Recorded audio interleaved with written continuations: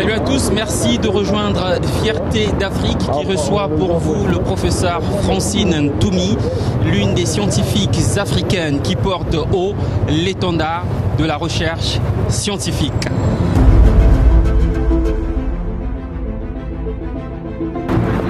Professeur Francine Ntoumi, bonjour. Merci d'avoir accepté de nous recevoir malgré votre agenda très chargé. Vous êtes à Paris chez vous? On peut dire ça, oui. Vous avez longtemps vécu ici, j'ai envie de dire. Oui, j'ai fait toutes mes études ici, le baccalauréat et toutes les études universitaires aussi. Alors, on va refaire un peu votre histoire. Vous êtes né à Bakongo, c'est le 2e arrondissement de Brazzaville. Vous quittez très tôt le pays pour venir faire vos études ici. Est-ce que vous pouvez nous expliquer un tout petit peu cette épopée, on va dire ça comme ça?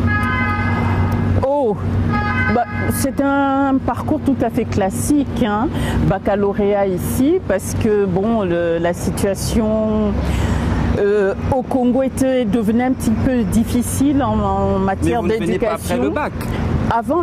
Avant le bac, pour justement être mieux préparé à avoir le bac français et continuer les études universitaires en France. Et donc je suis allée à l'université Pierre et Marie Curie, où là j'ai fait sciences de la vie et jusqu'au doctorat en physiologie de la reproduction pour enfin attaquer les maladies infectieuses à l'Institut Pasteur.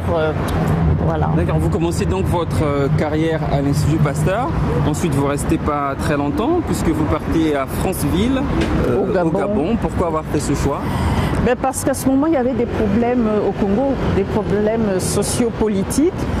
Et donc, je n'avais pas le choix. Mon but, déjà... C'est-à-dire, on est en 97, exactement, la guerre civile au Congo. 95, j'ai fini mon post-doctorat, 95-97 exactement. 97, je veux rentrer au Congo. Ce n'était pas possible. Et donc, je suis allée à côté, au Gabon, où... Là, j'ai pu travailler comme chercheur au centre de recherche sur les maladies infectieuses. Et quand vous quittez Libreville, vous repartez en Europe, mais vous vous posez plutôt en Allemagne? Oui, parce que la vie est faite de rencontres. Et que donc, lorsque j'étais au Gabon au CIRF, au Centre international de recherche médicale de Franceville, j'ai fait mes premières armes en recherche. J'ai monté mon premier groupe de recherche et donc j'ai pris j'ai eu de l'expérience et puis à un moment j'ai eu envie d'approfondir mes connaissances et le centre où j'étais ne pouvait plus m'apporter cela. Et c'est là où je suis revenue en Allemagne. Enfin, je suis revenue, non. Je suis partie en Allemagne. Qu'est-ce que vous faisiez en Allemagne? En Allemagne, c'était toujours sur le paludisme, puisque à partir de l'Institut Pasteur, je suis rentrée dans une thématique qui concernait le continent. Le paludisme tuait énormément plus qu'aujourd'hui, puisque le paludisme, le poids de cette maladie a baissé en 2020, mais à cette époque, vraiment, toutes les secondes, un enfant mourait du paludisme pratiquement. Et donc, je voulais apporter ma contribution. Et l'équipe allemande est l'une des meilleures dans le monde en matière de développement de médicaments, d'essais cliniques en particulier, d'antipaludiques. Et donc, j'ai voulu apprendre là, chez eux, comment faire des essais cliniques de différentes phases, quelles sont les contraintes, voilà. Et aussi continuer l'encadrement d'étudiants africains. Ça, c'était mon exigence, avoir des étudiants allemands, mais aussi des étudiants africains. Donc, vous avez appris effectivement énormément de choses en Allemagne. Vous décidez de rentrer à Brazzaville en 2008 pour... vous rentrez bien avant, mais en 2008, vous décidez de lancer une fondation, la Fondation congolaise pour la recherche médicale. Oui, alors là, oui, parce que mon parcours après l'Allemagne, je suis allée aux Pays-Bas, où là j'étais dans le management, dans la gestion de la recherche. Et puis de La Haye, l'Afrique me manquait. J'ai beaucoup appris à La Haye, mais Je suis partie diriger l'initiative multilatérale sur le paludisme en Tanzanie, à Dar es Salaam, pendant 3 ans, où là, mon rôle était d'identifier les besoins de la recherche sur le paludisme du continent, trouver les bailleurs de fonds et financer cette recherche. Et après, on se dit, bon, qu'est-ce que j'apporte concrètement à mon pays ? Et donc là, je me suis dit qu'il fallait que moi-même, que je rentre, que je ne pouvais pas continuer à donner des leçons, à écrire des recommandations sur ce qu'il fallait faire en matière de recherche au Congo. Il fallait que je sois sur place moi-même et que j'apporte concrètement ma contribution. Alors, dans une interview à Jeune Afrique, vous dites « Je suis rentré au Congo parce que ce ne sont pas des scientifiques allemands ou anglais qui vont construire mon pays à ma place. Absolument. Je suis sûr que je suis à ma place là-bas et je m'emploie à former sur place une génération de scientifiques. » Exactement. Qu'est-ce que vous faites concrètement à Brazzaville? Oh là là. Alors, à Brazzaville, la Fondation a différents rôles. Un, l'infrastructure. Nous avons un laboratoire de biologie moléculaire, laboratoire d'immunologie, un centre de recherche en fait, où là avec des laboratoires et des étudiants sont formés, il y a des scientifiques qui les encadrent. Le deuxième aspect, c'est comment dire ça, la formation, l'aspect formation en soi. Donc la formation diplômante, les étudiants de licence, master, doctorat, les personnels de santé, la formation continue des personnels de santé. Donc toutes ces formations. Le troisième aspect, c'est le plaidoyer pour un meilleur soutien à la recherche biomédicale, parce que malheureusement nos pays ne soutiennent pas la recherche en général et la recherche en santé en particulier, dont notre pays. Et le dernier aspect, c'est le retour à la population, donc les services rendus à la population. Et là, nous avons un centre de santé qui non seulement fait de la recherche clinique, mais aussi apporte des soins de qualité à prix enfin, pas battant toute concurrence, mais à prix complètement abordable pour la population en tout cas, absolument pour la population la plus vulnérable du Congo, et des soins de très très bonne qualité. Voilà. Donc c'est ce que nous faisons au quotidien. Non, pas du tout, pas du tout.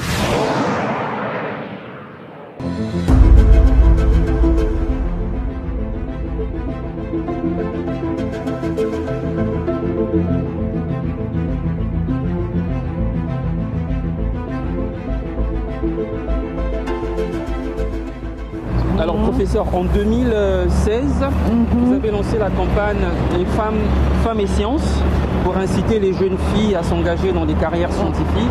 4 ans après, quel en est le bilan? Nous réalisons à quel point ce programme interpelle les gens, toutes les classes de la population, toute catégorie, et jeunes, vieux, tout le monde est sensible à ce programme. Je m'y attendais pas à ce point, je m'y attendais pas, et là je réalise que le besoin était là, le besoin d'avoir des modèles.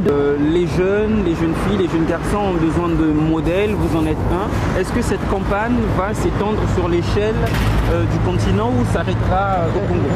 Alors cette campagne va pour le moment se focalise sur le Congo, mais la Fondation noue des relations avec des initiatives semblables dans les autres pays, la République démocratique du Congo, la Zambie, le Cameroun, le Sénégal. Donc il va être important maintenant de faire un réseautage extrêmement important. Travailler en synergie. Exactement, pour pouvoir justement avoir plus de poids et faire entendre mieux notre voix.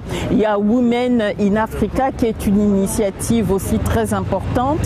Donc je crois que les femmes sont en train de se réveiller et de s'organiser. Donc dans les années à venir, je pense que le lobbying, le plaidoyer des femmes africaines va être visible. Voilà. Je vous propose qu'on se mette au chaud pour prendre un café ou un thé. Avec plaisir.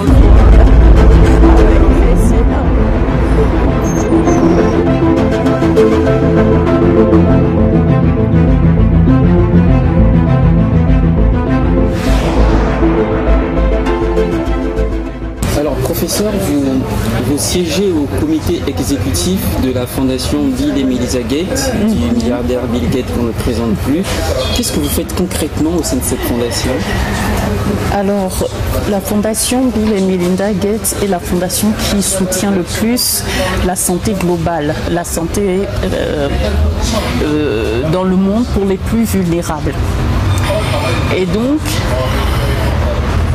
elle a différents départements. Elle soutient les vaccins Gavi, par exemple. Elle soutient la recherche de vaccins pour le paludisme, le vaccin rotavirus, des médicaments, les interventions. Elle soutient beaucoup de choses via différents départements. Mais monsieur et madame Gates ont besoin de conseils d'un petit groupe de scientifiques qui leur disent si la direction, leur vision est réaliste.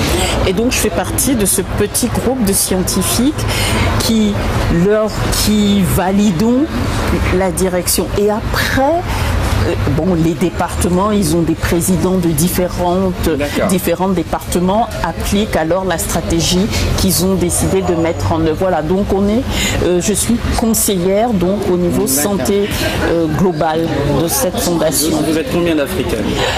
Africaine seule, Africain 2, un Gambien, et puis donc de la Gambie, et puis moi. Voilà. Vous avez reçu beaucoup de distinctions, professeur, prix Gerhard Foster en Allemagne en 2015, le prix Kwame Nkrumah, je pense en 2012, le prix Mérieux en 2016, et j'en oublie les meilleurs. Quand on a reçu des prix comme ça, on a envie de se dire quoi, il y a encore des choses à faire, ça va, j'ai un parcours assez élogieux, je m'arrête là, je continue, on se dit quoi? Tant qu'il n'y aura pas la masse critique de jeunes Congolais, de Congolais capables de résoudre les problèmes de santé du Congo, je ne serai pas satisfaite. Le problème, il est là. Les scientifiques doivent apporter les solutions aux autorités. Tant qu'on n'aura pas ce pool qui joue leur rôle, je ne pourrai pas être satisfaite. À titre personnel, c'est très intéressant, mais on ne fait pas de la science pour soi, on fait de la science pour les autres, justement, pour le monde. D'abord pour la communauté, ça peut être une petite communauté ou ça peut être le monde entier. Donc vous pensez bien, non, je serai satisfaite quand les scientifiques congolais répondront aux besoins de la population congolaise. Alors, répondre aux besoins de la population, c'est aussi être dans l'exécutif. Beaucoup de Congolais vous voient comme ministre de la recherche scientifique un jour. J'entends beaucoup de Congolais parler de ça. Est-ce que c'est quelque chose à quoi vous pensez quand vous vous maquillez le matin? Non, je ne pense pas être ministre en me maquillant le matin. Par contre, je peux penser en me disant, mon Dieu, quelle est réellement la vision de la recherche scientifique dans ce pays? En me disant, comment puis-je mieux servir mon pays?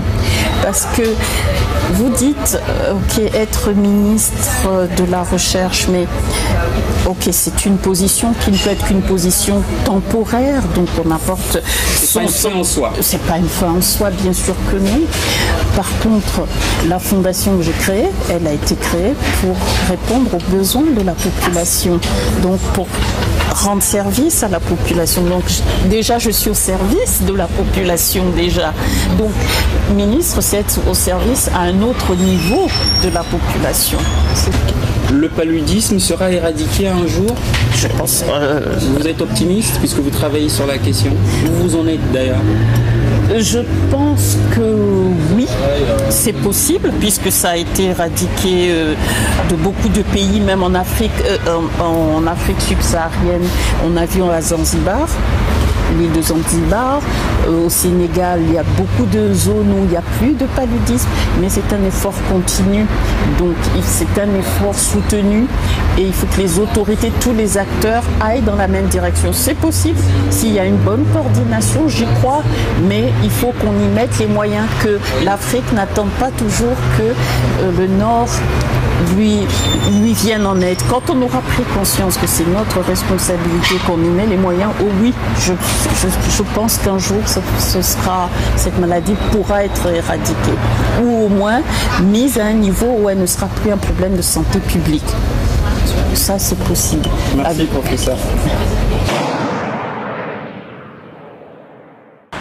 Merci d'avoir suivi cet entretien avec le professeur Francine Toumi. Vous aussi, travaillez dur pour montrer au sommet, pour devenir une icône. Quoi qu'il arrive, n'oubliez pas qu'on ne construit pas une réussite forte sur des choix mous. À très vite sur Fierté d'Afrique.